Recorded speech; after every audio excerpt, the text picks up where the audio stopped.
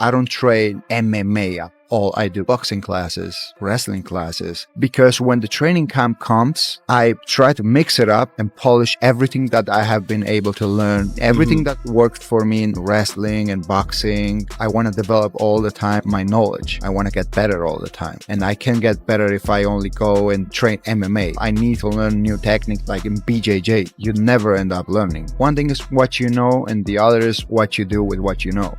Who do you think should be next for Ilia? Who should be next for Ilia? 55 has always been so cloudy at the top. Maybe Gaethje. I think him going to 170 to fight Islam, if Islam wins, is a stretch. You know, Islam's big, man. I've never seen Ilia in person, but he seems smaller. I know obviously he can knock anyone out. I do think if they fight, Ilia can knock anybody out from 45 to 170. He has the skills, the power, the technique, and but we've just never seen him in there with somebody that big and somebody with that caliber of wrestling. But I think he should defend the 55 title a few times before that's talked about. We'll see. Joe Rogan has just reacted to Paddy Pimblett's intense new training footage, and suddenly the conversation around his fight with Ilia Topuria has changed dramatically, because this isn't the same Paddy fans are used to. The clips from camp show a sharper, more disciplined version of Paddy, quicker entries, tighter boxing, and a clear focus on controlling chaos rather than thriving in it. That's crucial, because against Topuria, chaos can be deadly. I mean, the sport of MMA is so incredibly evolved. I would not have thought that Max Holloway standing with Justin Gaethje would have been a prosperous idea. And I know that was popular opinion. The majority of you were with me at that time. And it wasn't just who was a better boxer or the X's and O's. It also had to do with a size factor. Max being a 45-pounder, moving up to Gaethje, a big 55-pounder. I mean, I'm just sharing for you. We don't know as much as we think. And it feels like every Saturday we get reminded of that, but then when the weekdays, right? Every weekend we get reminded of that, and then during the weekdays we completely forget it. I don't know that I think that Paddy's weird. I don't know that he has a style with his takedowns or on the ground that is wildly unique. He's really good. He's really good at what he does.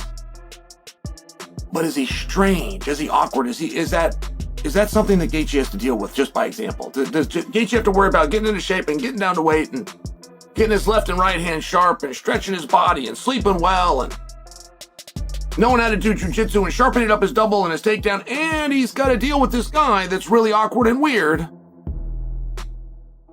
I don't think so. I don't see it that way. Can Paddy strike with Justin? Probably. We don't have evidence of that. Like we don't have some great fight or two or three that ended up stand-up battles that Paddy ended up winning or dominating, but there is times in fights when something happens that you didn't expect would happen. That's where things can unravel very quickly. And maybe you're not overly confident you can win the fight, but you do believe that you can get a takedown when you need one. And you go out there and all of a sudden this guy who's not known for great wrestling or not known for great takedown defense, all of a sudden he's stopping your best attacks. And now you're stuck on your feet, which is not what you envisioned happening. And I have seen moments of rounds, I've even seen entire rounds, where at the conclusion the judges have gone against Paddy and they were largely stand-up battles. However, right, I mean, the Gordon fight just comes to mind. We're getting the takedown was at a premium. Find out that Paddy's got a hurt knee, but that's all subsequent. It doesn't change the fact that takedowns were at a premium. It doesn't change the fact that Paddy thought he could go out and get on top of a guy, and it didn't happen, and he ends up stuck on his feet, and you, the viewer, saw him having a hard time. Kick and then pressure with like a variety of kicks that do a little bit more damage there. And that to me is the way that's going to work. And then once his hands are down, or it's a little bit later in the fight, or he's injured, or whatever, he just doesn't move as much. Then you launch into your takedowns, level change, clinch your way in, whatever the setup ends up being, where he can't move and is therefore just not able to have the same kind of, diligent defense that would be necessary to thwart that kind of attack. I think that's what you're going to see from Paddy, if in fact he is successful. But if he's not, part of that is how you maintain range. And if you don't maintain range well, like I've seen kickboxing instructors be like, you should only throw kicks if they're neutral or you're moving forward, not if they're pressuring into you. But Paddy has gotten away from that at times. Could that cost him here? That's one coach's rule. I'm not saying every coach is quite like that, but you get the idea. Like how you manage that range, you will live or die based on that. It's just I tend to think that's the most important part of this equation. So going back to Justin Gaethje's grappling, he's kind of neglected that part of his game for a while now, but he does have a pedigree in wrestling, NCAA. I think he placed 7th in 2010 in one of the divisions. His takedown defense is still decent, but it's going to be, Paddy Pimblett trying to get his back, catch him in transition. How much of an improvement, or how much do you think he can prepare for something like that, sort of not really paying that much attention to that part of his game over this camp? Do you think him and Trevor Whitman are going to be able to put some stuff together where if they do end up in that position, they're going to be able to get out of there safely? Or do you think this is a part of a game that needs to be nourished and worked on for longer than just a training camp to really be able to survive against such a dangerous grappler like Paddy Pimblett? Yeah, if it was as easy as just doing it very late in your career, then they would just do it that way, but it's not, you know. Like, for folks who don't know, if you place inside the top 8 in your respective weight class, the national championships in the United States, that is considered All-American. You have to get somewhere inside the top. This fight has been building tension for months. Trash talk, disrespect, claims of being overrated, and a sense that this clash is about more than just rankings.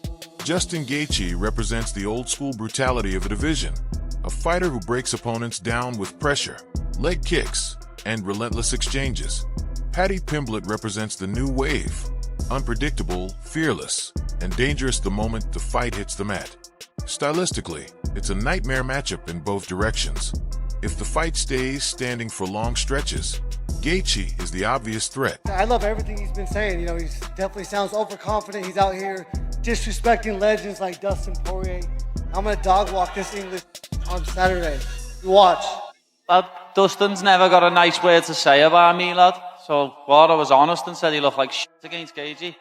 Fucking hell, stop and crying, you can't get That wasn't even the fight you were talking about. You said his last fight. Which? No, I'm saying Dustin looked like shit against Holloway. That was what I said.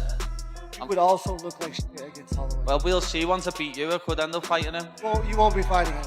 Paddy Pimblett versus Justin Gaethje, what's your prediction? I see myself finishing him in under 3 rounds, more than 2 minutes on the floor. Me get submitted, but I want to knock him out. You do Paddy. I guess Paddy been on a hot streak right now. Man, I feel like it's Paddy's time. I hate saying it, but it is. He's a scouser. He doesn't get knocked out. Paddy Pimblett. He's got a good style, great submissions from the UK. I see Paddy can get a submission. Justin Gaethje will win the fight. He has very good hand. He has more experience. I'm closer to Paddy, so I do think he's going to beat him up. I would love to see Justin Gaethje get strapped up with the belt. I'm going to finish him. Taking him to the 4th and 5th round. He's going to be exhausted. He's human. He has a break. I'm going to shake him.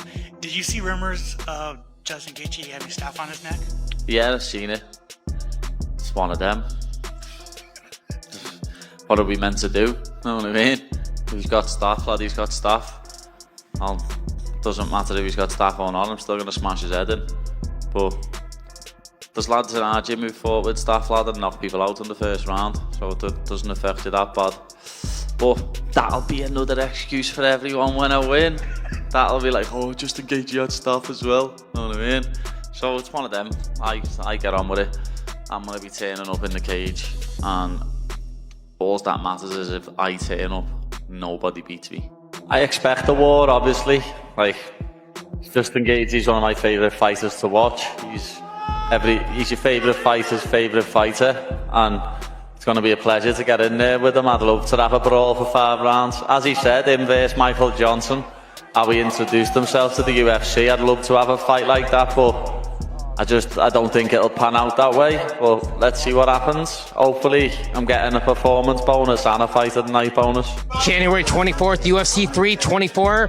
First pay-per-view back, and two guys that you fought, Paddy the Baddy Pimblett, Justin Gaethje. What do you think is going to be the biggest X factor for the winner of that fight? Great question. I will be in attendance. Two guys that I respect a ton. I've loved watching Paddy rise and even fighting him, obviously having a ton of respect for him.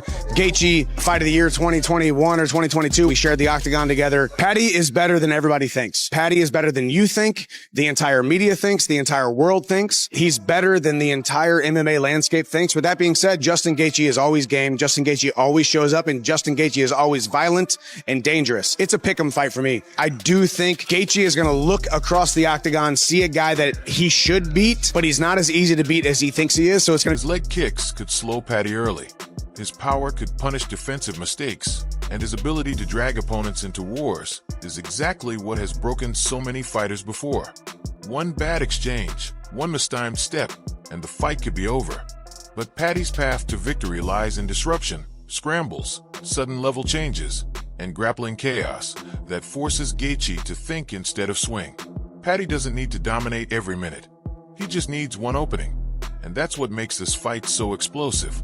Gaethje has improved defensively, but he's still most uncomfortable when structure disappears. That's where Paddy excels. The MMA world is divided. Some see this as a brutal reality check for Paddy, the moment he faces a level of violence he hasn't experienced. Others see it as the perfect storm, a confident, dangerous grappler against a striker willing to give him chances. Joe Rogan's reaction sums it up best. This version of Paddy looks serious. No showboating, no wasted movement, no reckless chaos, just purpose. That's why the hype around this fight is surging. If Paddy shows up prepared, patient, and disciplined, this isn't a joke matchup. It's a real threat to one of the most feared men in the division. One mistake on either side could decide everything. This isn't hype. This isn't talk. This is a clash of styles, eras, and mindsets. And when the cage door closes, someone's image will be shattered.